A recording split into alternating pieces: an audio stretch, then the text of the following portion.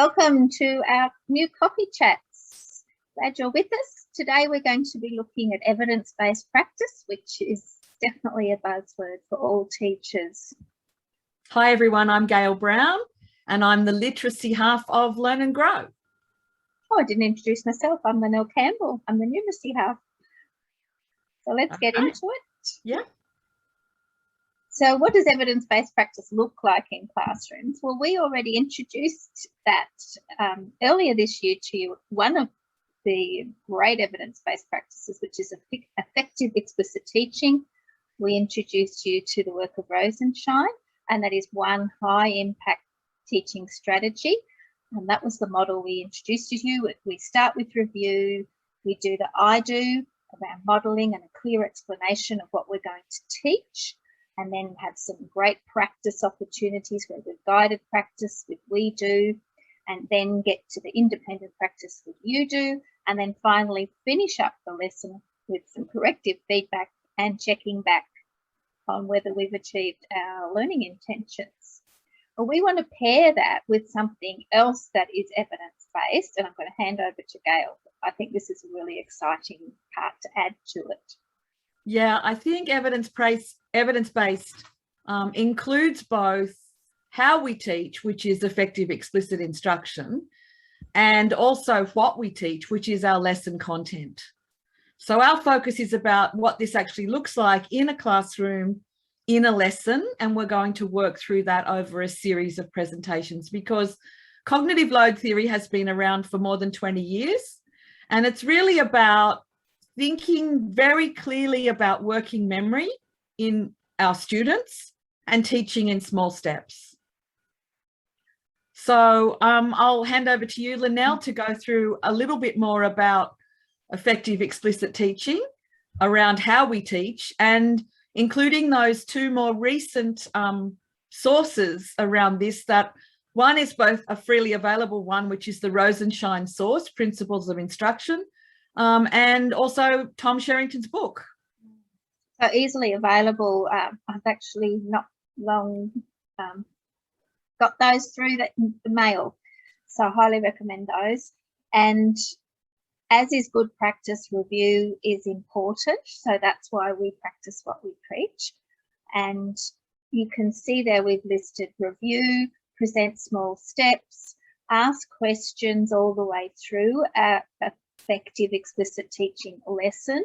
Make sure you provide models, make sure you are doing guided practice, make sure that you're checking for understanding, which links very closely to asking questions. Yeah. And make sure you're providing scaffolding, which can also link to the models, and your examples, your steps, they all become part of your scaffolding. And then your independent practice must link very tightly to your learning intention. You don't shock the children by giving them something to do independently that was not in your lesson. And that regular review. We did a lot last a term or two back now, when we introduced you to numeracy reviews and literacy reviews and vocab reviews, and the importance of those and how we do those in each of those strands. Yeah. And as Gail said, there's some books that you can source for more information. But we're going to get onto the content now, so this was the how we teach effectively, explicitly, and we'll go into the content with, over to you, Gail. And it's a really nice link to move from how we teach to what and how much we need to teach in each lesson, because when we're reviewing, we're actually, as part of how we're teaching, we're trying to build on what the students already know, which is their background knowledge. If I were to ask any of you what you know about multi-level statistical modelling, you would know very little. So even if I were to present that now, chances are you wouldn't learn much, because I'd be using language that you don't understand. So part of finding out with your review is to figure out the background knowledge students have, and then move them on in small steps, using worked examples that actually show the students what they don't know, so that they focus on what is really essential to learn, either in literacy or numeracy, or in fact in any curriculum area. So one of the keys here in a curriculum area that's more about content like history or geography is really to focus on the vocabulary that students need for that. Because if they don't understand what the words mean, they're not going to understand a text on rainforests or sedimentary rocks. So we need to simplify the information and present it both orally and visually, because that supports the students. They then have some knowledge that they can build on as we move through a sequence of lessons. So they're the two important things, is that our working memories are limited, and this is about sequencing what we teach and how much we teach over time. And I love that line there, focus on essential information. There's always so much we can cover. Yep. And we need to work out what's absolutely essential, especially for students who are trying to catch up, aren't we? Yep. They may not be able to catch up on absolutely everything. So we need to focus on essential. So just confirming why cognitive load is so important is that our students are novice learners. So there is some knowledge that they have, and we know from the science of reading that students already have some oral language. And this explains exactly why tasks like phonemic awareness and phonological awareness underpin early reading, because they can build on what they know. They have a limited working memory. We all do. And if we're trying to learn something new, we would be easily overwhelmed in that lecture on multi-level statistical modelling. All of us would struggle, including myself. Even though I have used it a few years ago, I have not reviewed it. So I'd need a lot of instruction again in small amounts with lots of examples. And that's really what this cognitive load theory is all about. Ensuring that we stay within the limits of our working memory in that lesson. We don't want to overwhelm students. And that's just so easy, isn't it? When it is, we know it, we're excited about it even, and there could be words in there or concepts or strategies in there. Anything can sort of suddenly trip a student over into overwhelm. And that's why that knowledge of what they need, where they need to be, so that they can successfully engage with your lesson. Because I just feel so sorry for kids who get into overwhelm. And the parallel I wanted to share when you were talking about the phonemic awareness and the oral language that children bring to a literacy lesson. Well, there's oral language in numeracy that they need to bring, and there's number sense in numeracy that they need to bring to a lesson. Otherwise, they sit there, the teacher's teaching, and teacher could have an excellent lesson, to be honest, as far as visual models and language, etc. But if it's going over their head because they haven't got this pre-knowledge, well, then it's not an excellent lesson for that student. Exactly.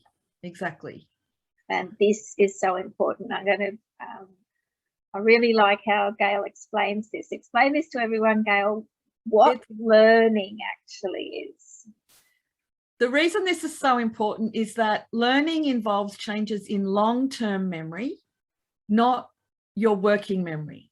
Your working memory is what you're operating on now. As you listen to this in the moment and in a lesson, that's what students are using, working memory. In that lesson, it might change what you know or what the students know and what they can do in that lesson.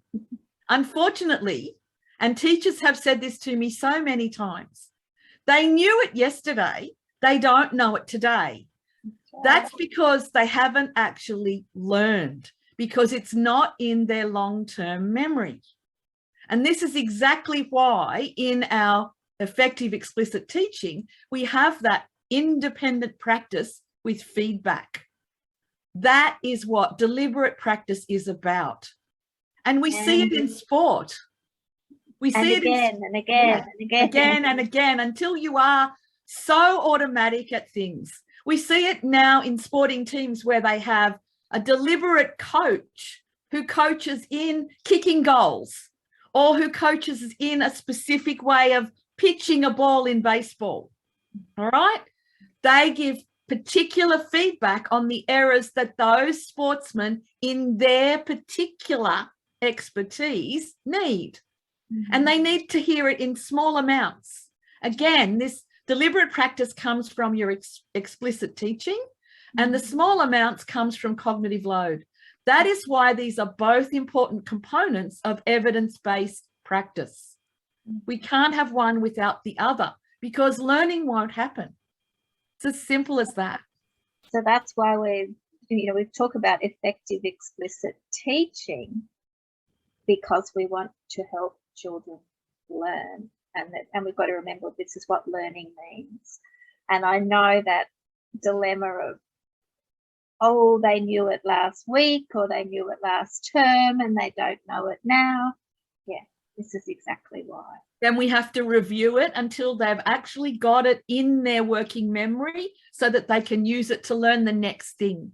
Yeah, but we will have a coffee session coming up soon. Do you want to explain your coffee session, Gail? Yeah, what we want to do is talk about how you use evidence-based practice to create your learning intentions for a lesson. So to think about how are you going to decide how you're going to teach and what you're going to teach in one lesson. I'm going to be doing early literacy.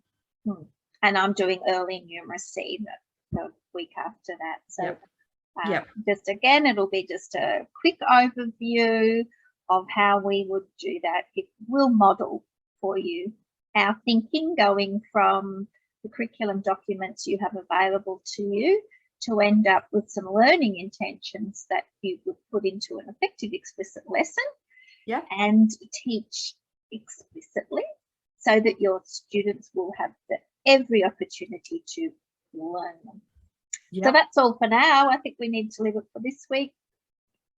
We'd love you to join our group and keep learning and growing with us. Bye for now.